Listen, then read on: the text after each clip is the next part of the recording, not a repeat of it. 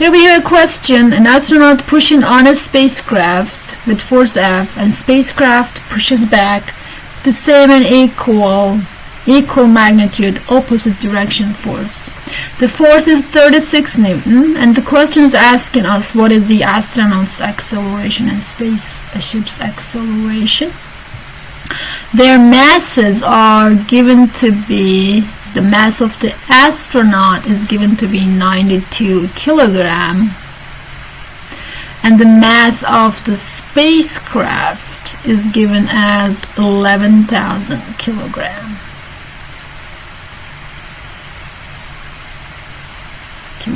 Here too. So we'll use Newton's second law. A astronaut will be F over m astronaut. We'll put the value of F, 36 Newton, and the value of mass of the astronaut, 92 kilogram. And that should give us about 0.39 Newton.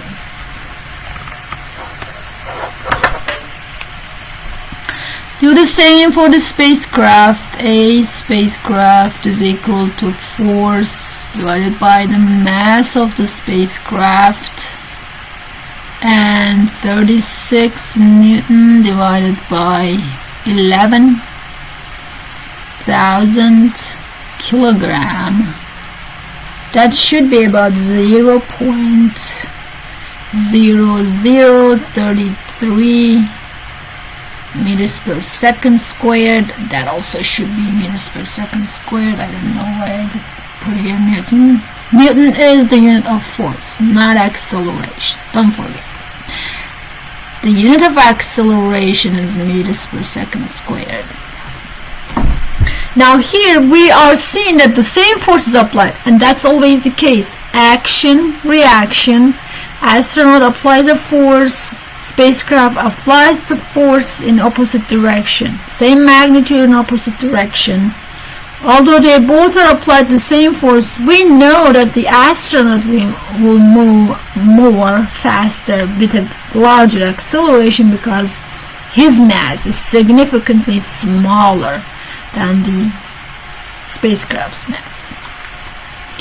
Next question is more involving. In this question we have a sled sliding pushed by someone, and it has an initial speed. They call it V0x here. We generally call them Vix. So let's rewrite this. Vx initial, 4 meters per second. We'll call this Vx final. Let's put an F here. And the final is 0. So it's slowing down. A sled and its rider are motion at a speed of 4.0 meters per second along a horizontal stretch of snow, as in the figure below.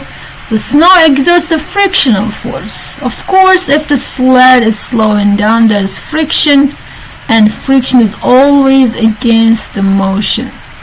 So we'll show that friction is throughout the motion, slowing down the sled and causing it to stop.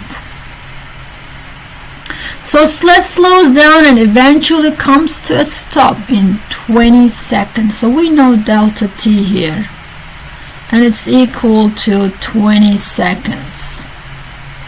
This would be our delta x, the distance over which the sled stops. We don't know that distance. What else do we know? And total mass of the rider and sled is 60 kilograms. So the mass we have here is the total mass of sled and the rider, and that's 60 kilograms. What is the kinetic friction force on the sled? If we draw a free body diagram, here is how it will look. There is a weight due to sled and the kid on it, it's mg down. There is a normal force, it's showed as Fn here. We show it as n always, keep that in mind. when you do the reading in the book, N is the normal force. And the only force is frictional force. Now, the sled is slowing down, so acceleration is against the motion. And notice here, only force is kinetic frictional force. If acceleration is against the motion, F net should be also the same direction as acceleration. So we put that. And we'll put in the second law. I'm going to put it in this format this time. F net is equal to ma. And we can use this to find the friction force. F net would be addition of all the forces that causes the motion. And here we only have friction, kinetic friction, so that will be F kinetic in this case. So rearranging this, here's what I have. Kinetic friction force is equal to mass, total mass times the acceleration. Acceleration is along x, so let's go ahead and call it AX. This is what we always did. We could drop the index here, but let's not. So I'm going to find this. I already know the mass. I can enter it here, but I don't know the acceleration, so I have to find that force, right? So I walked a little bit, I got stuck. I said I can't do this. Let me see how I can find that A and enter it in there. I go back to motion. I see slowing down motion here. I know a time, and I go back, check my equations. I will see I have this AX is equal to delta Vx over delta t. That works for slowing down and speeding up, or speeding up motions. If velocity is changing, we have an acceleration, and that's how we find it. And let's go about this now. We have Vx final, which is 0 minus Vx initial divided by delta t. This will also tell us that the acceleration is in the negative direction if we take this to be positive, this to be negative. So we will have 0 meters per second minus 4 meters per second divided by 20 seconds. And that will be equal to minus 0.2 meters per second squared. Now I'm going to enter this guy over here and solve for Fk, kinetic friction force. Total mass is 60 kilogram, and I find the acceleration to be 0.2 meters per second squared. Once you get to the stage of force, folks, acceleration and force are in the same direction. We know if acceleration is to the left, force is to the left. Never take them negative here, take them as positive.